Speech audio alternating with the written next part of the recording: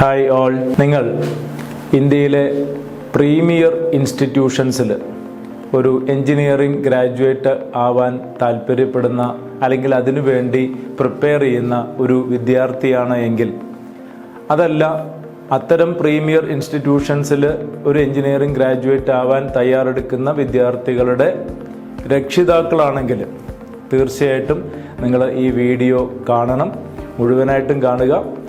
കണ്ടതിന് ശേഷം അതിന് താല്പര്യമുള്ള അല്ലെങ്കിൽ അതിനുവേണ്ടി പ്രയത്നിക്കുന്ന എല്ലാവരിലേക്കും ഇത് എത്തിക്കുക.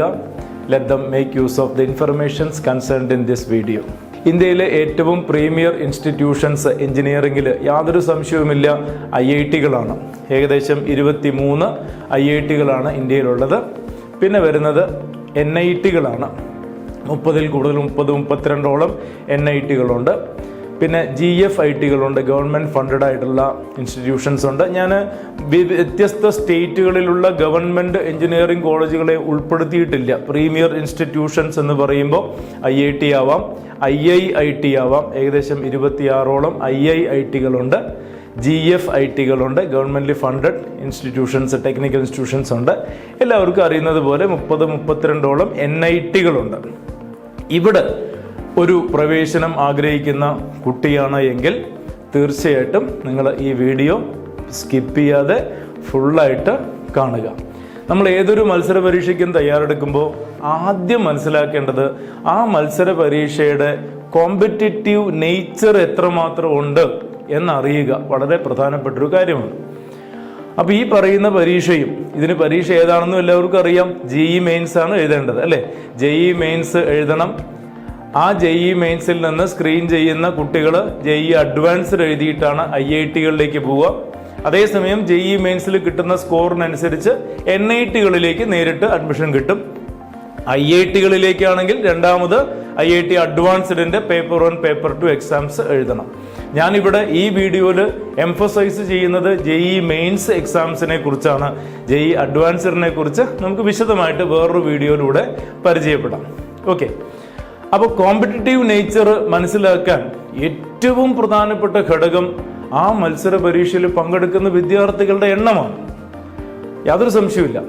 അത് മനസ്സിലാക്കുക. 14 ലക്ഷത്തിൻ്റെ മുകളിൽ കുട്ടികളാണ് കഴിഞ്ഞ വർഷം JEE മെയിൻസ് എഴുതുകയുണ്ടായത്. അതിൽ നിന്ന് 2.5 ലക്ഷത്തോളം കുട്ടികളെയാണ് സ്ക്രീൻ ചെയ്ത് IIT അഡ്വാൻസ്ഡിന് വേണ്ടി സെലക്ട് ചെയ്യുക. കട്ട് ഓഫ് മാർക്ക് മുൻ വർഷങ്ങളിലൊക്കെ ഒരു 80, 89, 90-ന്റെ തൊട്ട് താഴെയായിരുന്നുവെങ്കിൽ കഴിഞ്ഞ വർഷം അത് 93.3 ആ റേഞ്ചിൻ്റെ അടുത്തായിരുന്നു കട്ട് ഓഫ് ആയിട്ട് മാർക്ക് വന്നിരുന്നത്. And that it self indicates how the competitive nature increases every year. മനസ്സിലായില്ലേ? അപ്പോൾ 14 ലക്ഷത്തോളം വരുന്ന കുട്ടികൾ പങ്കെടുക്കുന്ന ഒരു മത്സര പരീക്ഷ. എത്ര സീറ്റുകളുണ്ട്? IIT-യിലാണെന്നുണ്ടെങ്കിൽ ഈ പറഞ്ഞ ഫസ്റ്റ് JEE മെയിൻസ് എഴുതി JEE അഡ്വാൻസ്ഡ് എഴുതി സ്കോർ ചെയ്ത് സീറ്റ് കിട്ടാവുന്നത് ഏകദേശം 18,000-ൽ താഴെ സീറ്റുകളാണ് IIT-യിലുള്ളത്. ഞാൻ ഈ പറയുന്നത് ടോട്ടൽ നമ്പറാണ്. ജനറൽ മെറിറ്റ് വരുമ്പോൾ ഒരു ഏകദേശം 70% നിങ്ങൾ കണക്കാക്കിയാൽ മതി. അതേപോലെ തന്നെ IIIT-കളുണ്ട്. ഏകദേശം ഒരു 8,000 സീറ്റിൻ്റെ ചുവടെ വരും. NIT-കളിൽ ഏകദേശം ഒരു 25,000-ഓളം സീറ്റുകൾ വരും. GFIT-കളിൽ ഏകദേശം ഒരു 10,000-ഓളം സീറ്റുകൾ നമുക്ക് അവിടെയും ഉണ്ട്. ഇതെല്ലാം ടോട്ടൽ കൗണ്ടാണ് പറയുന്നത്. ഈ പരീക്ഷകൾക്ക് വേണ്ടിയിട്ടാണ് ഈ കുട്ടികൾ തയ്യാറെടുക്കുന്നത്. അപ്പോൾ നിങ്ങൾ ആലോചിച്ചാൽ മനസ്സിലാവും, 14 ലക്ഷത്തോളം കുട്ടികളിൽ നിന്ന് നമ്മൾ സ്ക്രീൻ ചെയ്ത് ഈ പറയുന്ന NIT-കളിലാണെങ്കിൽ 25,000-ന്റെ ആ നമ്പറിലേക്ക് ടോട്ടൽ സീറ്റാണ്. ജനറൽ മെറിറ്റ് വരുമ്പോൾ അതിനനുസരിച്ചിട്ട് കുറച്ച് കണക്കാക്കണം. അതുപോലെ IIIT ആണെങ്കിലും, Indian institute of information technology ആണെങ്കിലും, ഗവൺമെന്റ് ഫണ്ടഡ് GFIT-കളാണെങ്കിലും, IIT-കളെ കുറിച്ച് നമുക്ക് സെപ്പറേറ്റ് വേറെ തീരുമാനിക്കാം. IIT-കൾക്ക് ഞാൻ പറഞ്ഞല്ലോ ഏകദേശം 17,740 സീറ്റാണ് കഴിഞ്ഞ വർഷങ്ങളിൽ ഉണ്ടായിരുന്നത്. അപ്പോൾ അതിന് പങ്കെടുക്കുന്ന കുട്ടികളുടെ എണ്ണം 14 ലക്ഷത്തിൻ്റെ മുകളിൽ. അതിൽ നിന്ന് സ്ക്രീൻ ചെയ്യുന്നത് 2.5 ലക്ഷത്തിനടുത്ത് വരുന്ന കുട്ടികളെയാണ്. റൈറ്റ്? അപ്പോൾ തീർച്ചയായിട്ടും ഇതൊരു വലിയ മത്സര പരീക്ഷ തന്നെയാണ്. ഈ മത്സര പരീക്ഷയ്ക്ക് നിങ്ങൾ തയ്യാറെടുക്കുമ്പോൾ കെമിസ്ട്രി എന്ന വിഷയത്തിൽ നിങ്ങൾ എങ്ങനെയാണ് കൈകാര്യം ചെയ്യേണ്ടത്, അതാണ് ഞാൻ ഈ വീഡിയോയിലൂടെ പറയാൻ പോകുന്നത്. ഞാനൊരു കെമിസ്ട്രി അധ്യാപകനാണ്. കെമിസ്ട്രി എന്ന വിഷയം എങ്ങനെയാണ് നമുക്ക് കൈകാര്യം ചെയ്യാൻ സാധിക്കുക. മറ്റ് വിഷയങ്ങൾ മാത്തമാറ്റിക്സ് ആണെങ്കിലും ഫിസിക്സ് ആണെങ്കിലും നമ്മുടെ ധാരാളം വീഡിയോകൾ നമ്മൾ ചെയ്തിട്ടുണ്ട്. നമ്മുടെ സൈറ്റിൽ അവൈലബിൾ ആണ്, നമ്മുടെ ചാനലിൽ അവൈലബിൾ ആണ്. എല്ലാവരും അത് എല്ലാം കാണണം. എങ്ങനെയാണ് കെമിസ്ട്രി തയ്യാറെടുക്കേണ്ടത്, കെമിസ്ട്രിയിൽ എങ്ങനെയാണ് നല്ല സ്കോർ നേടാൻ സാധിക്കുക? ഒരു സംശയവുമില്ല മക്കളെ, മനസ്സിലാക്കുക. ഏറ്റവും ടഫസ്റ്റ് സാധാരണ JEE മെയിൻസിൽ വരുന്നത് മാത്തമാറ്റിക്സ് ആണ്. രണ്ടാം സ്ഥാനത്തിന് ഫിസിക്സ് ആണ്. താരതമ്യേന എളുപ്പമായിട്ട് വരുന്നത് കെമിസ്ട്രിയാണ്. മനസ്സിലായില്ലേ? ഓരോ വിഭാഗത്തു നിന്നും 30 ചോദ്യങ്ങൾ, കെമിസ്ട്രിയിലേക്ക് 30 ചോദ്യങ്ങൾ, 20 ചോദ്യങ്ങൾ സാധാരണ മൾട്ടിപ്പിൾ ചോയ്സ് ക്വസ്റ്റ്യൻസും ബാക്കി വരുന്ന 10 ചോദ്യങ്ങൾ ന്യൂമറിക്കൽ ടൈപ്പുമാണ് വരുന്നത്. കെമിസ്ട്രിയിൽ 3 വിഭാഗങ്ങളുള്ളത് എല്ലാവർക്കും അറിയുന്നതാണ്. ഫിസിക്കൽ കെമിസ്ട്രി ഉണ്ട്, ഓർഗാനിക് കെമിസ്ട്രി ഉണ്ട്, ഇനോർഗാനിക് കെമിസ്ട്രി ഉണ്ട്. ആ ഓർഡറിൽ തന്നെയാണ് സാധാരണ ഒരു ട്രെൻഡ് കണ്ടിട്ടുള്ളത്. ഏകദേശം 40% ചോദ്യങ്ങൾ ഫിസിക്കൽ കെമിസ്ട്രിയിൽ നിന്നായിരിക്കും. ഒരു 30-33% ഓർഗാനിക് കെമിസ്ട്രിയിൽ നിന്ന് വരുമ്പോൾ നമുക്കൊരു 30% താഴെ മാത്രമാണ്, ഒരു 28-27% അടുത്താണ് ഇനോർഗാനിക് കെമിസ്ട്രിയിൽ നിന്ന് ചോദ്യങ്ങൾ വരുന്നത്. ആ ഒരു തരത്തിൽ വേണം പ്രിപ്പയർ ചെയ്യാൻ. ഇനി ഈ 3 തരത്തിലുള്ള സെഗ്മെന്റ് കെമിസ്ട്രിയിൽ നമ്മൾ എങ്ങനെ കൈകാര്യം ചെയ്യണം? ഫിസിക്കൽ കെമിസ്ട്രി എങ്ങനെയാണ് പഠിക്കേണ്ടത്? ഫിസിക്കൽ കെമിസ്ട്രി പഠിക്കേണ്ടത് മക്കൾ എല്ലാവരും അറിഞ്ഞിരിക്കുക. ചാപ്റ്റർ നിങ്ങൾ വായിച്ചിട്ടുണ്ടെങ്കിൽ, ആ കോൺസെപ്റ്റ് നന്നായിട്ട് മനസ്സിലാക്കിയിട്ടുണ്ടെങ്കിൽ ഒരു ഫോർമുല ലിസ്റ്റിംഗ് തയ്യാറാക്കുക. ആ ചാപ്റ്ററിലെ പ്രധാനപ്പെട്ട ഫോർമുലകളെല്ലാം ബൈ ഹാർട്ട് ചെയ്തിരിക്കണം. ന്യൂമറിക്കൽ സ്കില്ല് നന്നായിട്ട് ഡെവലപ്പ് ചെയ്യണം, വേണ്ടേ? അല്ലെ? നമ്മൾ മിക്കവാറും ഫിസിക്കൽ കെമിസ്ട്രിയിൽ വരുന്നത് ന്യൂമറിക്കൽ പ്രോബ്ലംസ് ആണ്. ആ പ്രോബ്ലംസ് ക്രാക്ക് ചെയ്യുന്ന സമയത്ത് എന്തൊക്കെയാണ് നമ്മൾ ആ പ്രോബ്ലം ക്രാക്ക് ചെയ്യാൻ ഇൻവോൾവ് ചെയ്യുന്ന സ്റ്റെപ്സ് നിങ്ങൾ ചിന്തിച്ചിട്ടുണ്ടോ? ഒന്ന് ആലോചിച്ച് നോക്കുക. എന്തൊക്കെ വേണം? ഒരു ചോദ്യം വായിച്ചു കഴിഞ്ഞാൽ ആ ചോദ്യം എന്തിനെയാണ് ഉദ്ദേശിച്ചത്, എന്താണ് ചോദിച്ചിരിക്കുന്നതെന്ന് ആദ്യം മനസ്സിലാവണ്ടേ? ഒന്നാമത്തെ കാര്യം. അത് മനസ്സിലാക്കി കഴിഞ്ഞാൽ ഏത് ഫോർമുല അപ്ലൈ ചെയ്യണം? രണ്ടാമത്തെ കാര്യം. സബ്സ്റ്റിറ്റ്യൂട്ട് ചെയ്ത് ഫൈനൽ റിസൾട്ടിലേക്ക് എത്തണം. മൂന്നാമത്തെ കാര്യം. അങ്ങനെയാണ് യൂണിറ്റുകൾ ഉണ്ടെങ്കിൽ കൃത്യമായ യൂണിറ്റിലെ ആൻസറിലേക്ക് എത്തണം. അതാണ് ഏറ്റവും പ്രധാനമായിട്ട് നമ്മൾ മനസ്സിലാക്കേണ്ടത്. ഉദാഹരണമായിട്ട് energy for the limiting line of Balmer series എന്ന് ചോദിച്ചു കഴിഞ്ഞാൽ ഈ limiting line of Balmer series ഏതാണെന്ന് തിരിച്ചറിയണ്ടേ? അതിന്റെ എനർജി കണ്ടുപിടിക്കാനുള്ള റിഡ്ബർഗ് ഫോർമുലയിൽ നിന്ന് എനർജിയിലേക്ക് എത്താനുള്ള ആ ഒരു സ്റ്റെപ്സ് അറിയണ്ടേ? സബ്സ്റ്റിറ്റ്യൂഷൻ അറിയണം. യൂണിറ്റുകൾ തെറ്റാതെ ഫൈനൽ ആൻസറിലേക്ക് എത്താൻ സാധിക്കണം. അങ്ങനെ 2-3 ഘട്ടമായിട്ടാണ് നമ്മൾ സാധാരണ ഒരു ആവറേജ്, ഒരു മോഡറേറ്റ് ലെവലുള്ള ന്യൂമറിക്കൽ പാർട്ട് നമുക്ക് കൈകാര്യം ചെയ്യേണ്ടി വരും. അതേസമയം അവസാനത്തെ 10 ചോദ്യങ്ങളിൽ ന്യൂമറിക്കൽ പാർട്ട് വരുന്ന ചോദ്യങ്ങൾ, ഇത് ഞാൻ ഈ പറഞ്ഞത് ഒബ്ജക്റ്റീവ് ടൈപ്പാണ്. 4 ചോയ്സ് തന്നിട്ടുണ്ടാവും. ന്യൂമറിക്കൽ പാർട്ടിലാണെങ്കിൽ ചോയ്സ് ഇല്ല. അപ്പൊ എന്ത് ചെയ്യണം? കൃത്യമായ ആൻസർ വർക്കൗട്ട് ചെയ്യണം. കൃത്യമായ ആൻസർ വർക്കൗട്ട് ചെയ്യുമ്പോൾ ന്യൂമറിക്കൽ സ്കില്ലിന് വലിയ പ്രാധാന്യമുണ്ട് എന്ന് ഞാൻ പറയേണ്ട ആവശ്യമില്ല, അത് നോക്കണം. അപ്പൊ ഇത് ഫിസിക്കൽ കെമിസ്ട്രിയുടെ ഓരോ ചാപ്റ്ററും, ഫിസിക്കൽ കെമിസ്ട്രിയിലെ ഏറ്റവും പ്രധാനപ്പെട്ട ചാപ്റ്റർ എല്ലാവർക്കും അറിയാം.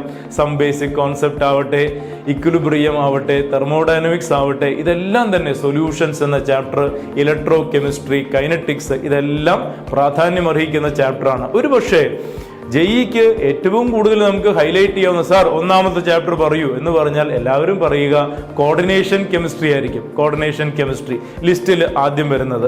അതുപോലെ തന്നെ കെമിക്കൽ ബോണ്ടിങ് വരും, പിന്നെ ഇക്വിലിബ്രിയം വരും, അല്ലെ? Structure of atom, some basic concepts, ഇതൊക്കെ വരും.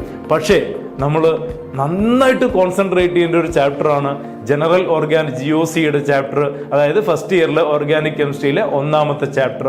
Because it is dealing with some basic principles of techniques of organic chemistry. അത് തറവായിട്ട് നന്നായിട്ട് പഠിക്കണം എല്ലാവരും. കാരണം അതിന്റെ സബ്സിക്വന്റ് ആയിട്ട് വരുന്ന ചാപ്റ്റേഴ്സ്, ഹൈഡ്രോ കാർബൺസ് ആണെങ്കിലും ശരി, സെക്കൻഡ് ഇയർ ടോപ്പിക്കിൽ വരുന്ന halo alkanes, alcohol, phenol, ether, aldehydes, ഇവിടുന്നെല്ലാം ധാരാളം ചോദ്യങ്ങൾ വരുന്നുണ്ട്. ഈ പറയുന്ന ഓർഗാനിക് കെമിസ്ട്രി നമുക്ക് എങ്ങനെയാണ് ഹാൻഡിൽ ചെയ്യാൻ സാധിക്കുക? ഓർഗാനിക് കെമിസ്ട്രി എന്നൊരു 3-4 ടൈപ്പ് ചോദ്യങ്ങളുണ്ട്. പ്രിപ്പറേഷൻസ് എന്ന് വരുന്ന ഒരു ചോദ്യങ്ങൾ ഉണ്ടാവും, റിയാക്ഷൻസ്, പ്രോപ്പർട്ടീസ് എന്ന് വരുന്ന ചോദ്യങ്ങൾ ഉണ്ടാവും, പിന്നെയോ ടെസ്റ്റുകൾ ഉണ്ടാവും. പ്രൈമറി, സെക്കൻഡറി, ടെർഷറി ആൽക്കഹോൾസിന്റെ ടെസ്റ്റുകൾ, അമീൻസിന്റെ ടെസ്റ്റുകൾ. അതുപോലെ ഏറ്റവും പ്രധാനപ്പെട്ട ഭാഗമാണ് അസിഡിക് ഓർഡർ പറയുന്നത്, അല്ലെ? ഫീനോൾസിന്റെ ഡെറിവേറ്റീവ്സ് തന്നിട്ട് ഓർഡർ ഓഫ് അസിഡിക് സ്ട്രെങ്ത് പറയുക, കാർബോക്സിലിക് ആസിഡിന്റെ ഡിഫറെന്റ് ഡെറിവേറ്റീവ്സ് തന്നിട്ട് ഓർഡർ ഓഫ് അസിഡിക് സ്ട്രെങ്ത് ചോദിക്കുക, അമീൻസ് തന്നിട്ട് ഡിഫറെന്റ് ഓർഡർ ഓഫ് അമീൻസ് തന്നിട്ട് അതിന്റെ ഓർഡർ ഓഫ് ബേസിക് സ്ട്രെങ്ത് ചോദിക്കുക. ഇതൊക്കെ സാധാരണ കണ്ടുവരുന്ന ചോദ്യങ്ങളാണ്. അസിഡിക് സ്ട്രെങ്ത്തിന്റെ ഓർഡർ, ബേസിക് സ്ട്രെങ്ത്തിന്റെ ഓർഡർ, സോലിബിലിറ്റിയുടെ ഓർഡർ, ബോയിലിംഗ് പോയിന്റ്, അങ്ങനെ വരുന്ന ഓർഡറുകൾ തികച്ചും നമ്മൾ എപ്പോഴും കാണുന്ന ഒരു ചോദ്യമാണ്. പ്രിപ്പറേഷനുമായി ബന്ധപ്പെട്ട്, കെമിക്കൽ റിയാക്ഷനുമായി ബന്ധപ്പെട്ട് നെയ്മഡ് റിയാക്ഷൻസ്, കാനിസാറോ റിയാക്ഷൻ ആവട്ടെ, ആൽഡോൾ കണ്ടൻസേഷൻ ആവട്ടെ, അങ്ങനെ നെയ്മഡ് റിയാക്ഷൻസ് പ്രധാനപ്പെട്ട പോയിന്റ് ആണ്. ഐസോമേഴ്സ് ചോദിക്കുന്ന ഒരു ചോദ്യം, പ്രധാനപ്പെട്ട ഒരു കണ്ടന്റ് ആണ് ഐസോമേഴ്സ്. അതിൽ സ്ട്രക്ചറൽ ഐസോമറിസം വരും, സ്റ്റീരിയോ ഐസോമറിസം വരും, അതുമായി ബന്ധപ്പെട്ട ചോദ്യങ്ങൾ. പിന്നെയോ നെയിമിങ്, IUPAC നെയിമിങ്. പലപ്പോഴും സ്ട്രക്ചർ തന്നിട്ട് നെയിമിങ് ചോദിക്കാം, അല്ലെങ്കിൽ നെയിം തന്നിട്ട് സ്ട്രക്ചർ ചോദിക്കുന്ന രണ്ട് രീതിയിലും ചോദ്യങ്ങൾ വന്നതായിട്ട് നമുക്ക് കാണാൻ സാധിക്കും. ഇങ്ങനെ ഓർഗാനിക് കെമിസ്ട്രി പ്രിപ്പയർ ചെയ്യുന്ന സമയത്ത് ഓരോ റിയാക്ഷൻസും നമ്മൾ പഠിക്കുന്നതിനോടൊപ്പം തന്നെ ഒരു ചാപ്റ്ററിലെ കണ്ടന്റ് മറ്റൊരു ചാപ്റ്ററിൽ വരുന്നുണ്ട്. നമ്മൾ ആൽക്കഹോൾസിൽ പ്രിപ്പറേഷൻ പഠിക്കുമ്പോൾ ആൽഡിഹൈഡ്സിൽ പ്രോപ്പർട്ടീസിൽ വരും, ആൽഡിഹൈഡ്സിന്റെ പ്രിപ്പറേഷൻ എടുക്കുമ്പോൾ ആൽക്കഹോൾസിന്റെ പ്രോപ്പർട്ടീസിൽ വരും. അപ്പോൾ പഠിക്കാൻ കുറേ ഉണ്ടെന്ന് തോന്നുമെങ്കിലും പഠിച്ചു വരുന്ന സമയത്ത് ഓരോ ചാപ്റ്ററിലും ധാരാളം റിപ്പീറ്റിഷൻസ് ഉണ്ട്. അത് കോറിലേറ്റ് ചെയ്ത് പഠിക്കാൻ സാധിക്കണം. കോൺസെപ്റ്റ് മാപ്പിംഗ് ഓർഗാനിക് കെമിസ്ട്രിയിൽ വളരെ നല്ല ഗുണം ചെയ്യുന്ന ഒരു സംഗതിയാണ്. ബെൻസീൻ എടുത്ത് വരച്ചു വെക്കുക, ബെൻസീന്റെ എല്ലാ റിയാക്ഷൻസും മാപ്പ് ചെയ്ത് ഉണ്ടാക്കുക. വളരെ ഭംഗിയായിട്ട് നമുക്ക് ഓർത്തു വെക്കാൻ പറ്റുന്ന ഒരു മെത്തേഡാണ്. പിന്നീട് വരുന്നത് ഇനോർഗാനിക് കെമിസ്ട്രിയിലാണ്. ഇനോർഗാനിക് കെമിസ്ട്രി എല്ലാവർക്കും അറിയുന്നത് പോലെ മെമ്മറൈസിങ് കെമിസ്ട്രി എന്നാണ് ഇനോർഗാനിക് കെമിസ്ട്രിയെ വിളിക്കുക. Facts and figures. കാരണം ഏറ്റവും സ്ട്രെയിറ്റ് ചോദ്യങ്ങൾ, ഈസി ആയിട്ടുള്ള ഡയറക്റ്റ് ക്വസ്റ്റ്യൻസ് വരുന്ന ചാപ്റ്റേഴ്സ് ആണ് ഇനോർഗാനിക് കെമിസ്ട്രിയിലുള്ളത്. NCERT ഒരു പ്രാവശ്യം വായിക്കാം. അത് വായിക്കുമ്പോൾ തന്നെ പ്രധാനപ്പെട്ട പോയിന്റുകൾ പോയിന്റ് ബൈ പോയിന്റ് ആയിട്ട് നോട്ട് ചെയ്ത് വെക്കുക.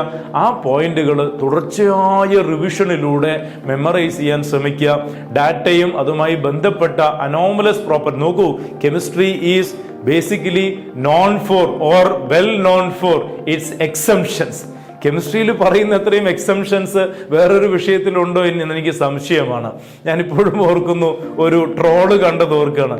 കെമിസ്ട്രി വിത്തൗട്ട് എക്സംഷൻ, ഒരു കുഞ്ഞു ബുക്ക്, ഒരു ട്രോളാണ് കേട്ടോ. കെമിസ്ട്രി വിത്തൗട്ട് എക്സംഷൻ ഒരു കുഞ്ഞു ബുക്ക്, കെമിസ്ട്രി വിത്ത് എക്സംഷൻ വലിയൊരു മന്ദൻ ബുക്ക് പോലെ കാണിച്ചിരിക്കും. അപ്പോൾ അത് ഒരു ട്രോളാണെങ്കിലും തമാശയ്ക്കാണെങ്കിലും ഒരു പരിധി വരെ കെമിസ്ട്രിയിൽ ധാരാളം എക്സംഷൻസ് ഉണ്ട് എന്നുള്ളത് ഒരു വസ്തുതയാണ്. എക്സംഷൻസ് പ്രത്യേകം നോട്ട് ചെയ്ത് അത് നമ്മൾ പരീക്ഷയ്ക്ക് വരുമ്പോൾ പറയാൻ, ആൻസർ ചെയ്യാൻ തയ്യാറെടുക്കുന്ന ഒരു സംവിധാനം ഉണ്ടാവണം. അതിന് പ്രത്യേകം ശ്രദ്ധ കേന്ദ്രീകരിക്കുകയും വേണം. മനസ്സിലായില്ലേ? അപ്പോൾ ഫിസിക്കൽ കെമിസ്ട്രിയുടെ സ്ട്രാറ്റജി അല്ല ഓർഗാനിക് കെമിസ്ട്രിക്ക് കൊടുക്കേണ്ടത്, അതിന്റെ സ്ട്രാറ്റജി അല്ല ഇനോർഗാനിക് കെമിസ്ട്രിക്ക് കൊടുക്കേണ്ടത്. എങ്കിലും ഈ നമ്മൾ അപ്ലൈ ചെയ്യുന്ന ഈ സ്ട്രാറ്റജി എല്ലാം ഫൈനലി കൊണ്ടുചെന്നെത്തുന്നത് പ്രീവിയസ് ഇയർ ക്വസ്റ്റ്യൻസ് ധാരാളം ചെയ്യുക എന്നുള്ളതാണ്.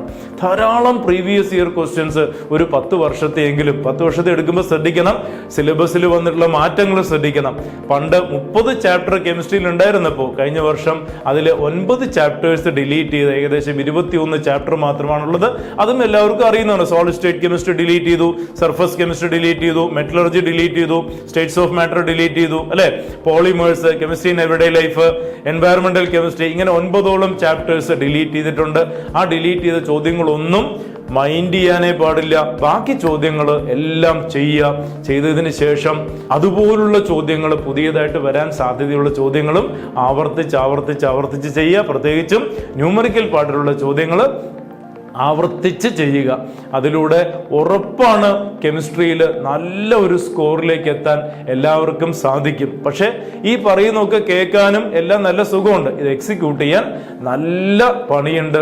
നല്ല സിസ്റ്റമാറ്റിക് ആയിട്ടുള്ള, ഫോക്കസ്ഡ് ആയിട്ടുള്ള, കമ്മിറ്റഡ് ആയിട്ടുള്ള, ഒരു ഡീപ്ലി ഇൻവോൾവ്ഡ് ആയിട്ടുള്ള ഒരു പ്രൊസീജിയർ നിങ്ങൾ മുന്നിട്ട് കൊണ്ടുപോയാൽ മാത്രമേ നമുക്കതിൽ സക്സസ് ഉണ്ടാക്കിയെടുക്കാൻ സാധിക്കുള്ളൂ. Behind every success there is no doubt behind every success there is wholehearted committed dedication.